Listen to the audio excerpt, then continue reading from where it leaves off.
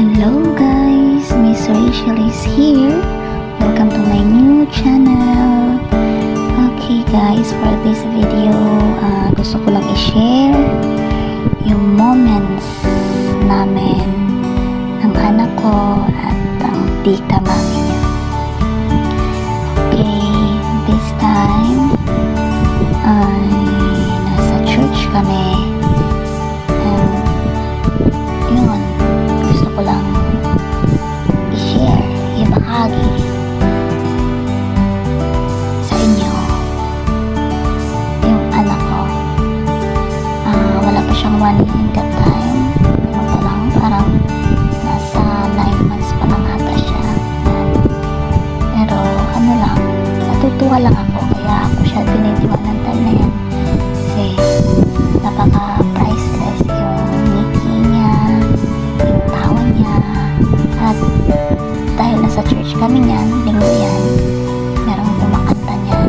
Siyempre hindi niyo maririnig kasi nga minute ko para malagyan ko ng music.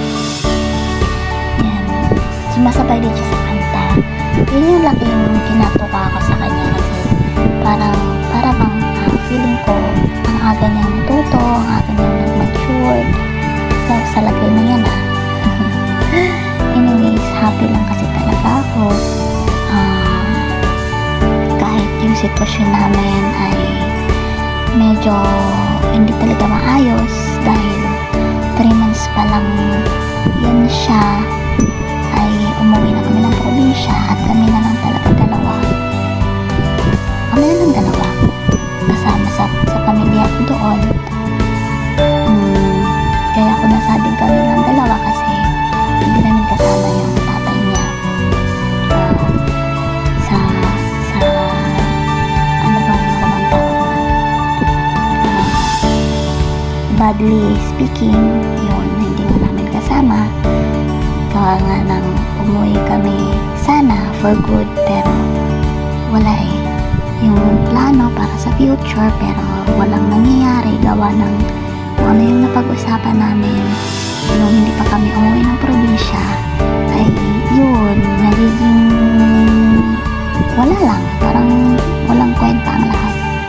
Kaya yun, medyo mahirap man yung sitwasyon namin, pero syempre kailangan kong tanggapin at kailangan kong maging strong dahil meron akong anak. Kahit alam ko naman na sobrang hirap talaga yung sitwasyon namin. At yan, natutuwa lang ako, kaya ako ipinost ito dahil nakikita ko sa mga mata, sa mukha ng anak ko. Syempre baby pa siya, wala siyang alam, hindi pa niya alam. At ayun, hindi niya alam na pasuko na ako. Sobrang gusto ko nang sumuko, pero dahil sa ganyan siya kabibo na bata, palangiti, ayan, kung naririnig nyo lang sana yung boses niya niyan, kasukid tinanggal ko nga. Nakakawala ng pagod, as in bumabalik yung lakas ko na lumaban ulit. Ayun, yan siya.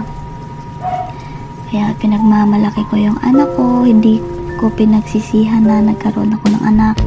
Bagkus sobrang happy ako kahit wala siyang tatay, kahit hindi kami naging okay ng tatay niya, gawa nga ng hindi na magkakaintindihan sa buhay.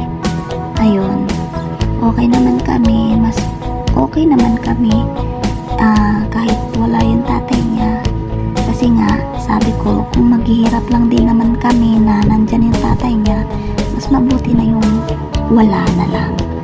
At least wala akong aasahan. Ayan. So, sa ngayon, okay naman kami. Magdadalawang taon na nga yung anak ko. Pero wala akong inaasahan sa tatay niya, gawa ng wala na rin kasing pakialam. Ayun, medyo mahirap. Mahirap talaga. Inaamin ko, pero kakayanin ko para sa anak ko. Ayan. Guys, thank you sa support. Please support my new channel. Panibagong channel na po ito. Miss Rachel Official. Bye-bye, guys.